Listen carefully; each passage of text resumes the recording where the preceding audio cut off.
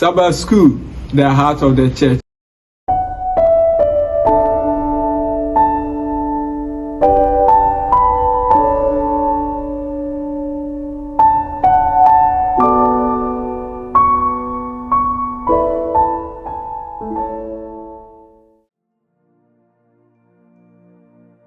Adolfonom ni nyamema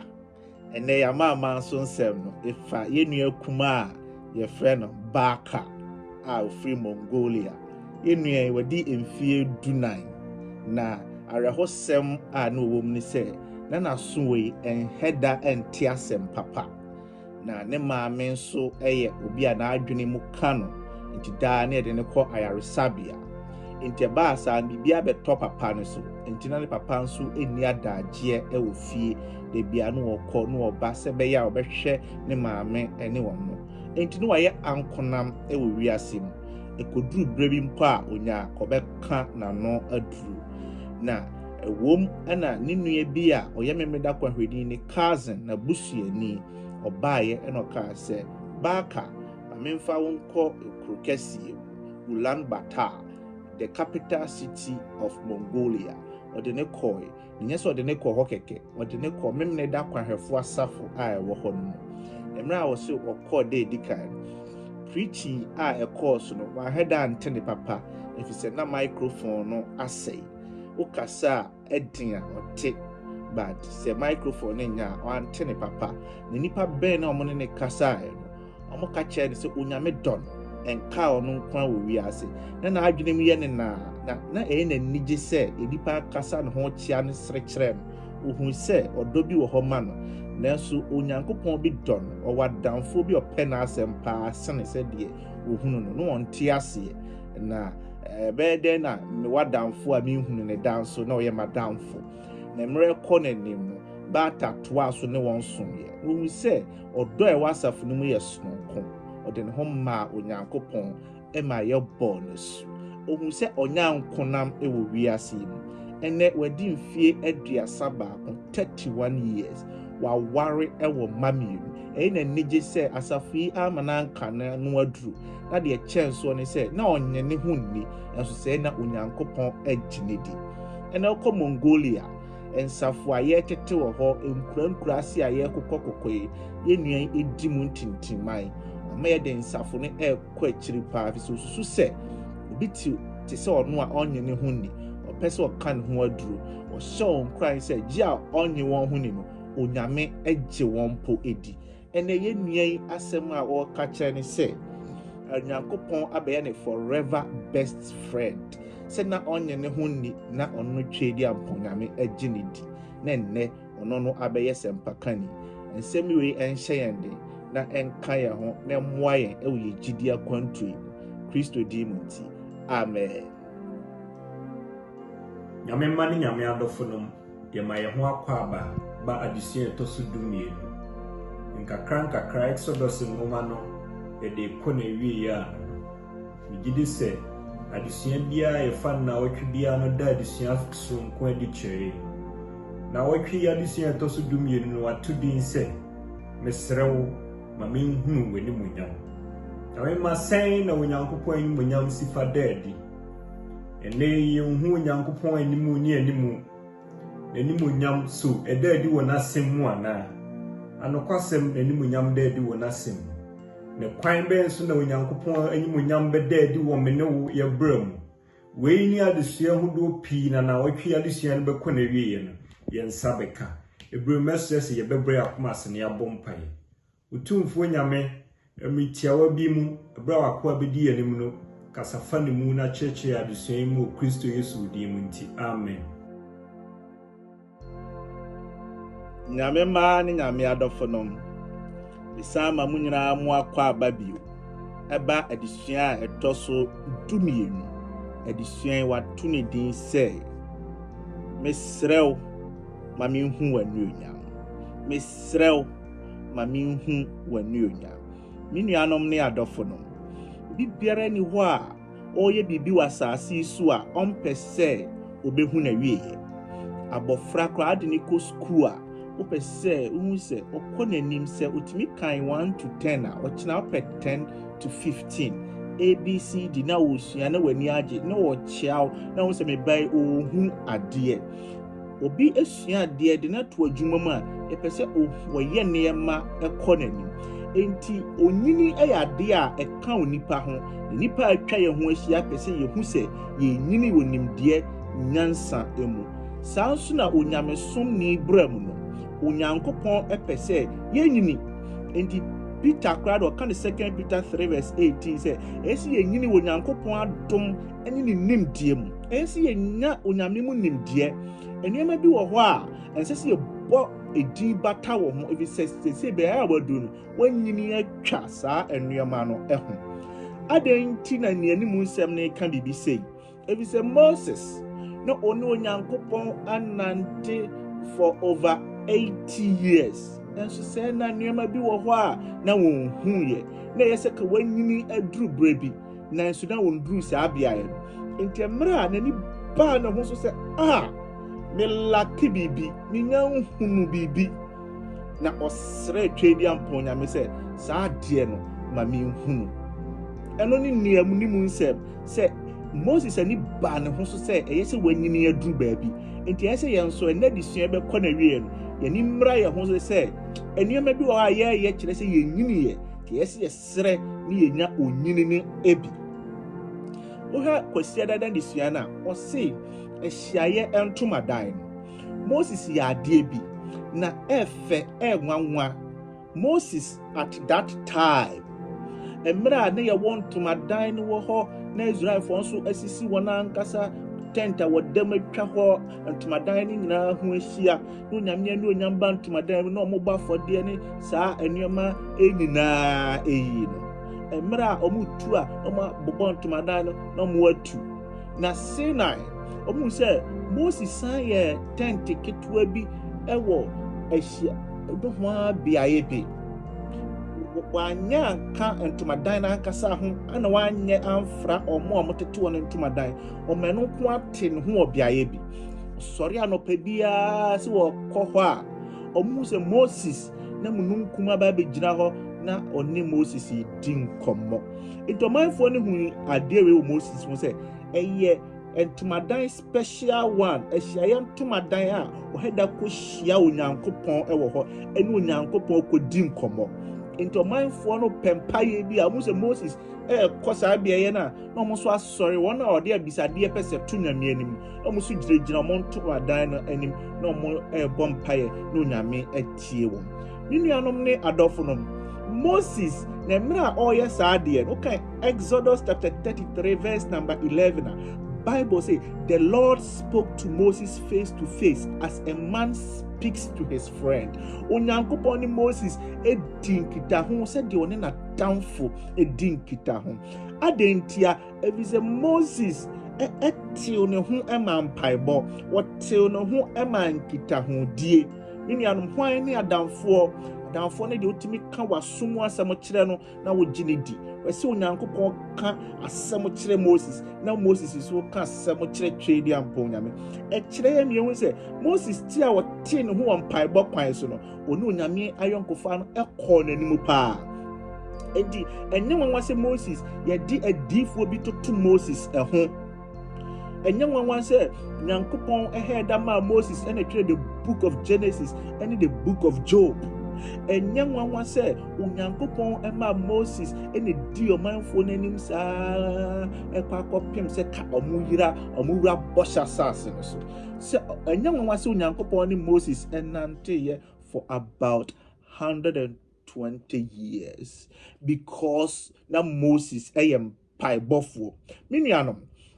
me to ama say ehia ntomadan nya bi wo dem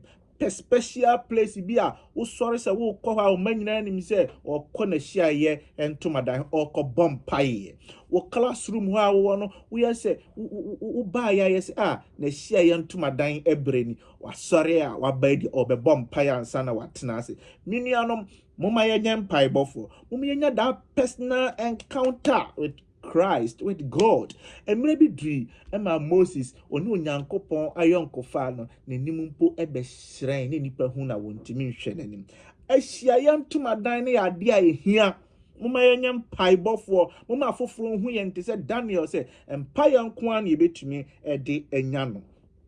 ɛdwoada na disua ne sɛ that I may know you. Adeɛ baako a mehyɛ ne nso wɔ Moses ho ne sɛ na Moses yɛ obi a de bia na ɔpɛ sɛ ɔte Nyankopɔn ase enti de bia na ɔhu ne ho sɛ onim de hwɛ ɔmanfoɔ a wɔmadi di Onyankopɔn atem wɔmde abosom ayi onyame ahyi na wɔmasa kasa abosom no kora na agye wɔn na Onyankopɔn sɛ mo aka saa na mo se mo mpɛme adeɛ ɛyɛ me ne mo nante ebio na Moses ɔno kora ɔyɛ nipa kora no ɔpɛsi ɔmeyɛ kunkum ɔmo ho na Moses buafu ama aboɔ pono no mpo ato atwene na ɔba back no na wonim de Nyankopɔn bɛyɛ sɛ ma menkɔ ebia Onyankopɔn ebetie yɛn mpaebɔ yi but ɔkɔ srɛ onyame no Onyankopɔn sɛ ma ne nya hwee Onyankopɔn sɛ mia mesan atwerɛ mɛtwerɛ mmaransɛm du no asan ama wɔn bio me ne wɔn ɛbɛkɔ Moses dwene ho a sɛ Onyankopɔn onyame bɛni menti nyame ase sɛ de me butimi funtam so ma yɛ ku nipa no there is something lacking ɛwɔm sɛ me ne nyame anante for years Mini Nyankopɔn mafro kan Exodus chapter 19 a mafro akɔ nyame anum pɛn Exodus 19:20 akɔ bepɔ ne so bio Exodus chapter 20 verse 21 ɔno ahu Nyankopɔn ɛwɔ mununkum mu Onyankopɔn ɛde mmara du no ama ne pɛn ɔne Nyankopɔn ɛde ahyia mu 40 days 49 saa mprenu ɛso still Moses if there be hu nyame Onyankopɔn hunu enye sɛ one on one wahwɛ n'anim ana sɛ wone na to nsa didie dabi onyame hunu go beyond that Moses said dabi me hu nyame etinya won was John 17 verse 3 already Jesus Christ say and this is life eternal that they may know you the only through God and Christ whom you sent ye ni dan kwa so be hu no kra Nyankopɔn ene oba wosuma no Moses ne mpaebɔ bisade eni se me pese me hu twedi ampon Nyankopɔn ane that I may know thee adwoada na disua ne ye Moses mpaya no obo ni sua no wo su kire Nyankopɔn wo bepo ne so se Onyankopɔn me pese me hu na me te ase if you say there is something lacking o Kristo ni biara obu ne ho se wadru no onuye onhu Nyankopɔn Moses amra oben twedi ampon nyame no saa ebre no na wo hu se owo form onko biaye bia ete se Peter o se free mi so come de bonye ni Isaiah omunyina na omotwahwe we twedi ampon Nyankopɔn anim dodo a osusu se wa hu Nyankopɔn ye nipa da bia wo hu omreye na oto aso stress twedi ampon nyame amente wase eyi Kristo ni na etipaye ne dadwene ne mpaebɔ no se Onyankopɔn ma me hu no ukɔ ebenada na disuan so say please show me your glory mesrɛw me pese me hu keke ma me hu ani onyam ye kaso obi enuonyamfo obi wodin papa enye te se nanim ewo bibibi ana ne nsa efe ana sese emfa ho se nanim ne ni efra ne nsa twitwa ne se kaso enuonyamfo a owo suban pa enuonyam ewo de ewo ne mu a edadima afoforo ehu Moses se mesra Onyankopɔn mami hu se de wo tia nkasa mami hu ani onyam mami hu se de wo tie entemra wo sra Onyankopɔn se Awurade mami hu ani onyam na Onyankopɔn gye no se ane meba betwam na mema wo hu me din pa me suban pa onyame anu onyam eno ane ne suban pa ewo ebenada no edisua no emu Onyankopɔn etoa so ka kire won ze me it is my goodness na emra me ba no me ye won a opese me ye won papa no papa me dum won a etwase me dum won eno Onyankopɔn suban eye papaye eye adum eye odo minianom eno na yese eda nso ewo ye nyina ye Moses say mahu Onyankopɔn a ene mahu na adum se mahu onyame a ene mahu ne papaye minianom afoforo pese omu twedi ampon nyame a omu hu se din bi guye nso ana atade e hye se bia ay ntade ne neckerchief ne kwa robes pese omu twedi ampon nyame pa eye papaye mobrohu adom eno na onyankopon kachire Moses. It you can 1 Corinthians chapter 4 verse number 9. Paul say onyankopon ayeyente se a theater de aye gina na bofo wosoro enyina ehwe yen ne nipa a wasase su nyina ehwe yen se be ya obehu twedia mpo onyankopon adom entintawantawa dia ekoso no enye te se yebeto toka sa manipa hu se wiska ensase sa na mani nyina eye but intawantawa dia no onyankopon position yen se emfa ho ne se de tie bia okra mobrofo bi hu yen a ohu twedia mpo nyame esan yen suban panti esan ya boju cherry enti asem be to oba mpaye na nyankopon nyianu a susu kasa kasa enye niam mebrebi bia no nyankopon de obi ode wo eye enhweso ama obi ogina bia bi se onyame a abayo awe abemu awe esom no onyame a ne bo ejo echere na mredru so be yenso a oye no nipa kro no so akoma atone yam what did you say the self-revelation of God. Moses okobi pone so first one, second one, third one,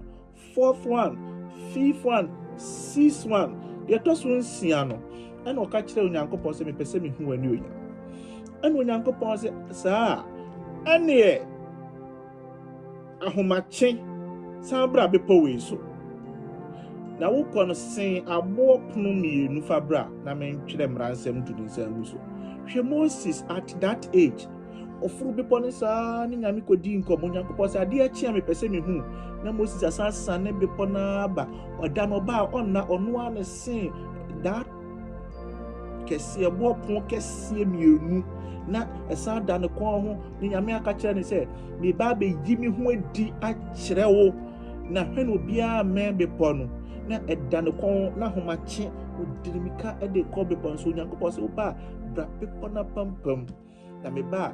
me do be de me sabe kata so se de be ya be hwe machi na wonhu manim ade am pesa wo hye ne so ha eye nsiye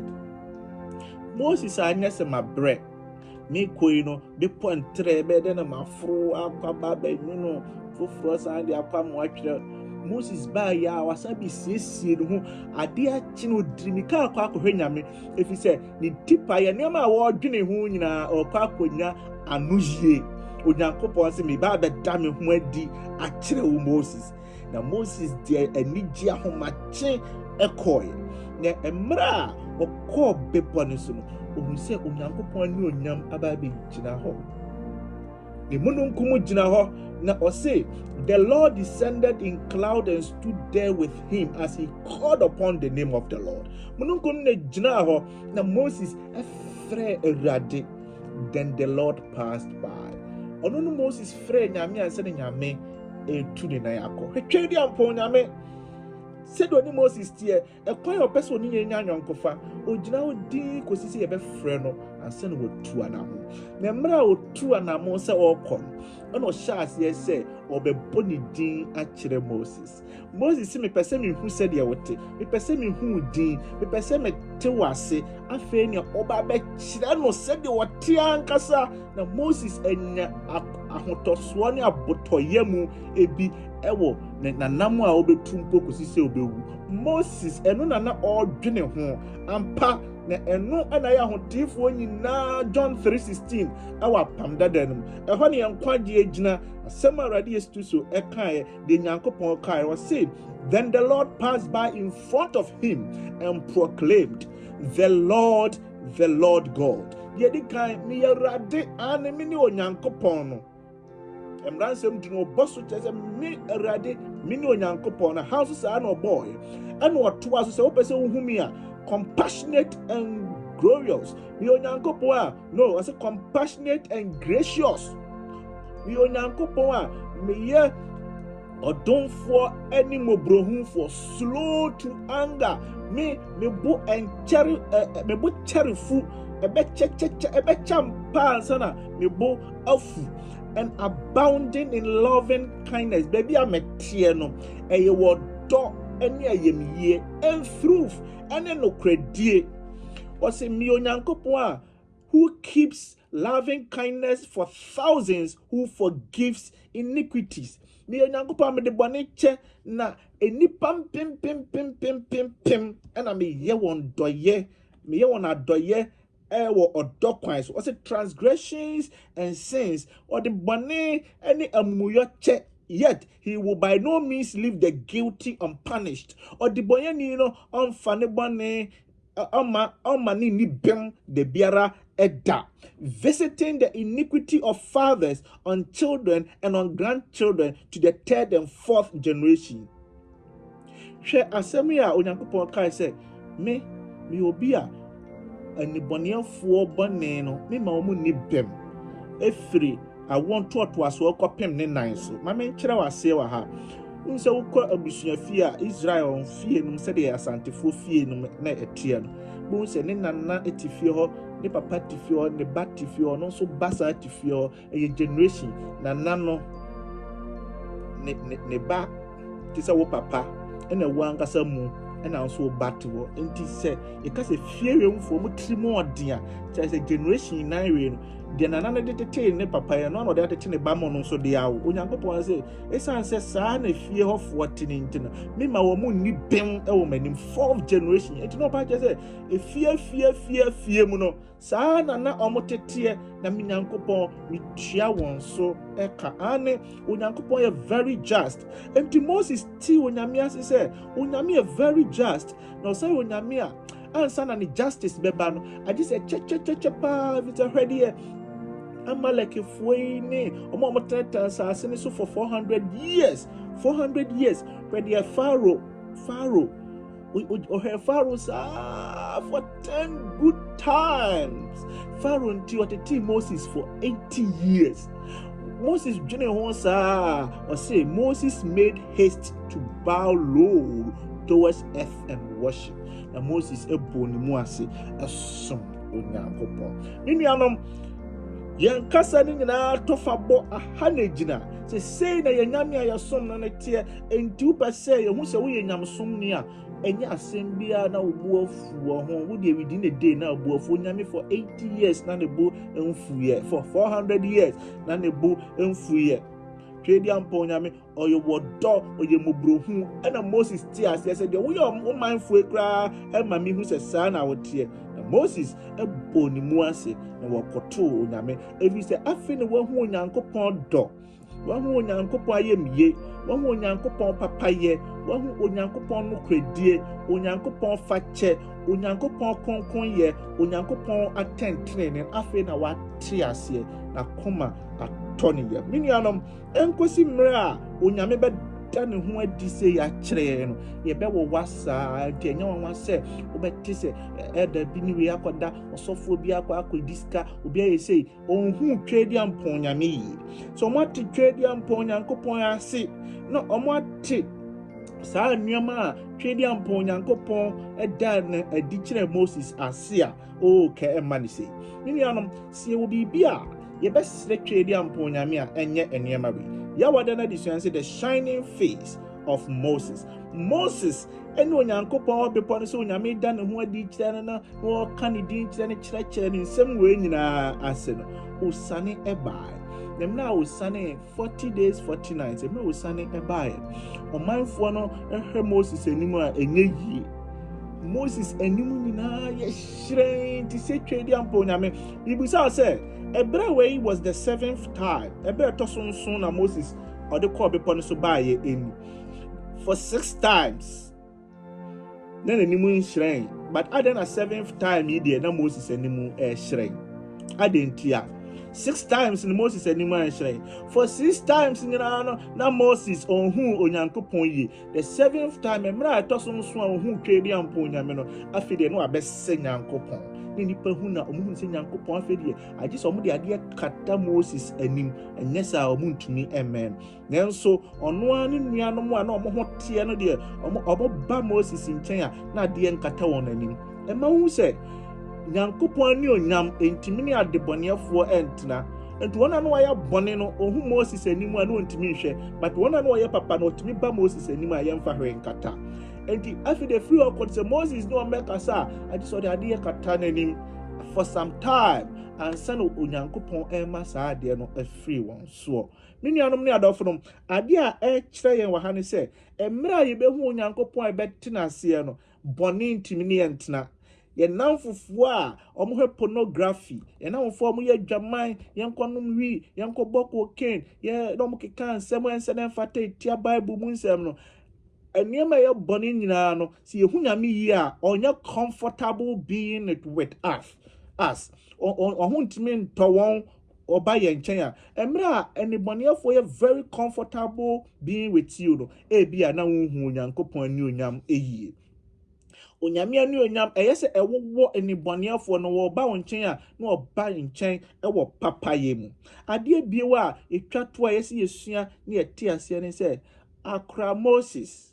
obi ene ma ne ya we se nanimu hyiran tie mfa de enkata nanim ono amu de na wonim o Kristo ni ne bra eno no wankasa de unnim who you are in the sight of God and in the sight of men.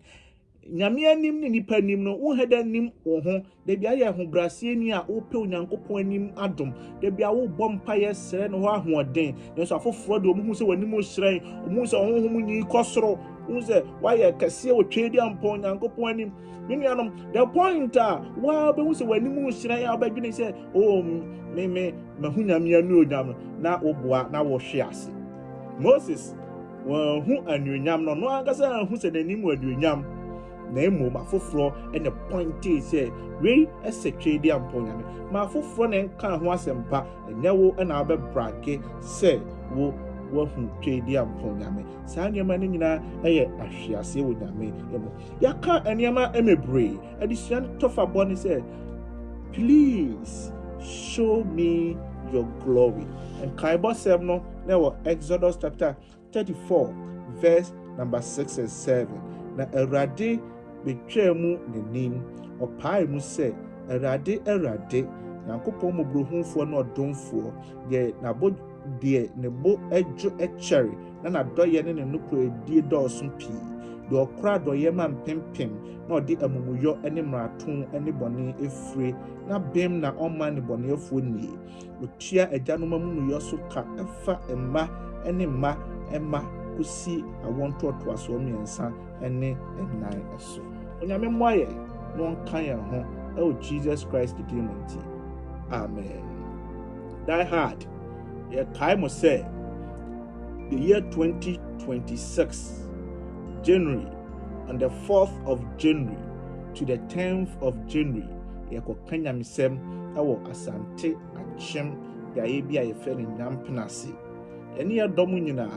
dodo epese ye so ya asen no emre ni do the flyer na beto na maso ye asen na menka ye nyina ho Kristo dimunti. Amen. Unyame ba yeda wase no Nyankopɔn enhyia wo se unya ebre ene adagye ene die hard shepherds esua adusuan sunkun adusuan enche yede kwata ni nyina ebekɔ na wiye na ese wani die mu se brada bia won saka adusuan no wobɛkyɛ na foforo nso ensatumanya bi na aboa no ɔno nso na brabom te bɛsɛ ni die mu se bɛbɔ mpa ye brada dwumadie no ekɔ na wiye no ɔdomfo ene wutweda mpom yɛsɛ wo sɛ brada adusuan ekɔ na wiye sɛ bibi atwe yɛadwen so a yɛsɛ sɛ mamu ntiaseɛ na kora wakɔde ntaban so kosi sɛ na wotwe sɛ nnɛ ebɛsɛ na hyɛ mu bio ɛwɔ Yesu dim nti. Amen.